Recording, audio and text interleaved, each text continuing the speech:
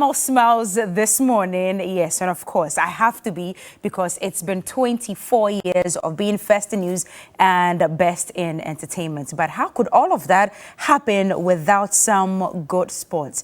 And when you talk about sports right here on TV3, we've had the very best, from Yao Ampofuankra to Michael Otieje, 3Nyan, Yao Ofosulabi, and even those behind the scenes that you don't get to see very, very often. And I'm privileged that I'm going to be speaking to them this morning. Michael Otieje has actually worked very hard, risen through the ranks, and he's now head of digital and head of news as well. Not forgetting that he was the BBC correspondent from 2003 to 2018. Wow, that's a lot. Charlie, give me blow, give me blow, give me blow, give me blow. And of course, the very troublesome 3Nyan. He walks into the studio and everybody must wake up. But you know that's what you do, right? You walk here and even when you're grumpy and Tell sleepy. me about me. Okay, so when your car comes in, well, I don't know the sound of your car. But once you walk through the news hub, what's that in your new beer? Everybody from control, everybody knows that 3Nyan is at work. That's what generally sports people are the life of the party. But you're very different. You're very calm, reserved. He's the life of the party when you are in the sports chamber. You don't work with me, so. And you know your department is the loudest in this whole institution. That's not true. It's very true. That's not true. Every time I come up there. Culture. Oh, vuvuzela. But good to have you, and congratulations to you. I mean, we're speaking earlier this morning, and I'm very new, pretty new. But you guys have been holding this whole chapter of sports in this institution for a very long time. Michael, I'm pleased and surprised as well. 20 years? Yeah. So I think sometime in was 2001, I placed the call to the then head of sports. It was Nalai. Okay. I was a writer with Africa Sports, and I remember from a payphone in Osu, and I said to him, you know, I really think I can do the sports thing. Wow. So it was then I got an invitation to appear on one Champions League game, and the rest was history. But it also, that moment was also maybe for me a sign of just the commitment of this company to giving new talents the opportunity, the commitment to just making sure that we had significant sporting properties. And even when we've not gone heavy on the sporting properties, we've just been very brilliant with covering it. So between then, there was the Champions League, the final, that famous Zidane goal against Leverkusen. We covered the Champions League consistently, the Premier League, La Liga. You know, there was enough to go around for everybody, and it's been a beautiful journey, I have to be honest.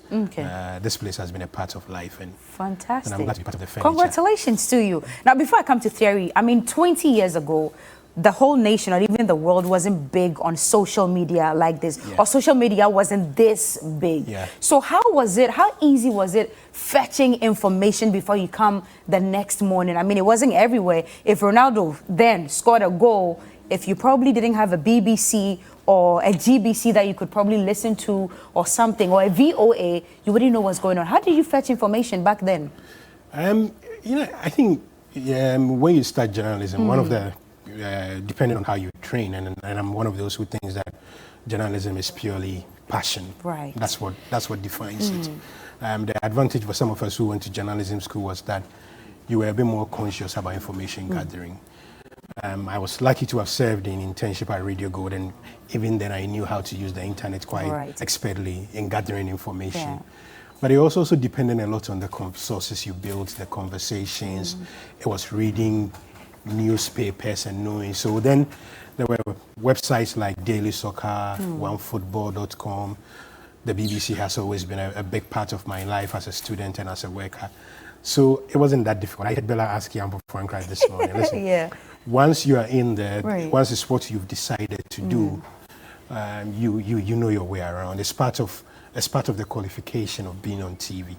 So I think the big difference then was that at the time, then how did we get interaction? Exactly. You know, because you couldn't put it on Twitter and ask people to comment. So phone calls were a big deal back then. Remember when we started Talk Sports, phone calls was like huge. And then there were text messages as well. But there was also sometimes just asking people to send the things in advance so you could have it. But Facebook has been around for very long. So in 2001, it wasn't there. But from like about 2006, I remember when we were building up to the World Cup in 2006, and then we famously went over to England to interview ACN and the commentators. A lot of the feedback we got was through Facebook, and it's always been like that. There's always a way around it. Fantastic. Now, Thierry, 7 years ago, you walked into the doors of TV3, am I correct? 7 or 6? Michael Oteje. So that's how your story happened? Yeah. Tell us, I didn't know. Tell us about it. What happened? So I don't know if he remembers, but he made a phone call to me sometime that year, asking if I was open to working at TV3. Hey, you're special. But he placed a phone call. He actually had to place his own call. The moment Michael places a phone call, you know you have to succumb to it. You have to move in his direction. I see. So, where were you then? Vast One and City FM. I was combining both at the time. So I quit both to join him here, and it's been a truly remarkable story after that. Telling the truth though. Listen, remarkable with no downsides at all. Oh, of course. Okay, so tell us some of your down moments. I'm interested in the very first time you came on air, not the Sanctuary one recently. No, no, just how difficult? No, just wait. Let me finish. Okay. How difficult has it been mentioning football names? You know, some of the names are very tricky. What was it you mentioned the other day? I can't remember. To you or to Bella? To you. I mentioned it to you, and I said I would have. I think it was a tennis name. Yeah, you know the tennis names are the trickiest. The Eastern Europeans are dominant in the sport. So how have you fared? How do you do it? So you go on the internet. You just have to make sure. You see that one of the tricks with that is you pay attention to the live matches, because the whites who run the commentary pronounce these names correctly. And so you just take cue from how they mention the names, and you just apply it as well. And for the African names, you can't depend on a white man mentioning. You have to depend on mentioning a Steve Napier because it's a Steve Napier exactly. or something. It's all research and understanding that that's the name of the game. Being abreast with what the trends are, including the names. Right. You can't see a place cover or any of these other names and mention it how you see it. You have to mention it exactly how it's pronounced. So tell me, your biggest mistake on air. Has there been anything like that? Biggest mistake? Yes, biggest mistake on air. And you knew sexually with their media show. The most popular is Sanctuary. Oh, that's most recent, yeah? Ghana's strongest. What did you mean? What did you mean to say? Sanctuary. And they said Sanctuary. I didn't even know I had said it until HR, until Amma Lawson sent it to me. Amma Lawson sent a video to me and said, "Theory happens." Michael. Mixing up L and R is pretty common. Yeah, but you're not Ashanti. Are you Ashanti? No, I'm fancy. You're fancy. Yeah. I don't know. I mean, you're in the hot sun for 5 hours, Cookie. 5 hours. I know. Yeah. Michael, how about you? Your toughest moments? Ever made a mistake on air? Oh, glaringly. A lot. And you knew that, Charlie, this one, I'm finished. A lot. I think I've mixed up L and R before.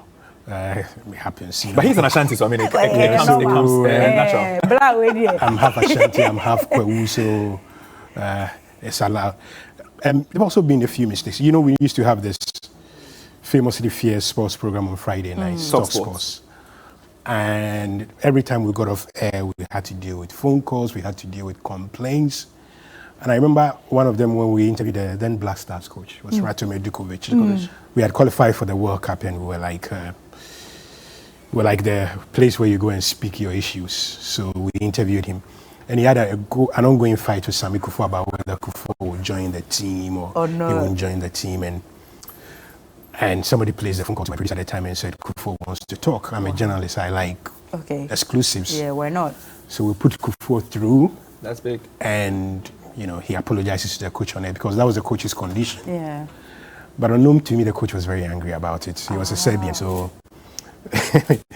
I went through the World Cup, like one of the most miserable people, because he wouldn't talk to you. He was kidding. But it's part of the. It's part of every profession. It comes with it.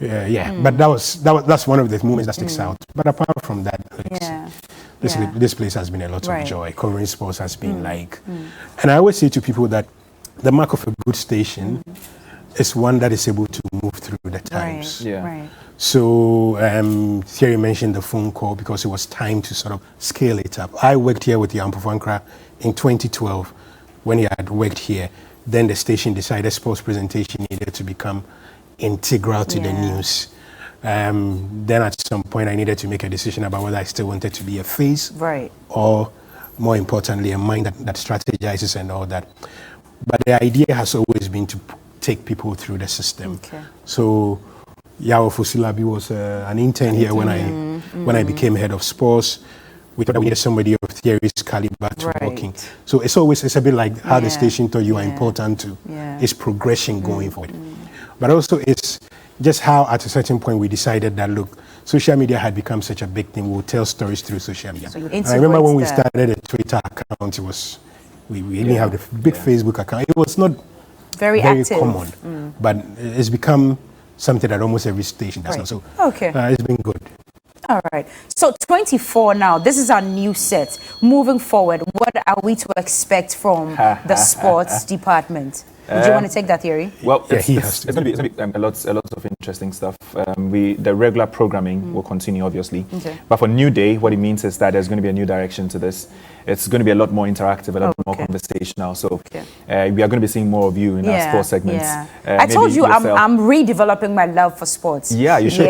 You should. Reviving and that starts with finding a team, creating passion for the sport. For that, I'll go to Michael. I don't trust you. Wow. I know I don't trust you. So it's going to be a lot more conversational. I don't trust you. I'm sure we'll be having a lot of conversation around the topics to bring perspectives to but also conversational means that it won't mean that less of the scores, it won't mean less of the interviews, it won't mean less of the analysis. It's just delivered in a more conversational manner, which makes it a bit more fun. All right. So same quality content, actually. Okay. Yeah. Gentlemen, thank you very much. Thank you very much. I'll be seeing you a lot more on this set, and especially you, Michael. These days you shy away from the camera, but we'll be rubbing you in every now and then. So Michael TJ, he is the head of digital and the news as well, right here at Media General, and of course. He's a big man. He's a very big man, very big man. And Theory Inyan, aka Sanctuary, sitting on our new, sitting on our. We'll play that video right after this one. We'll be back with a lot more. This is still TV3 New Day.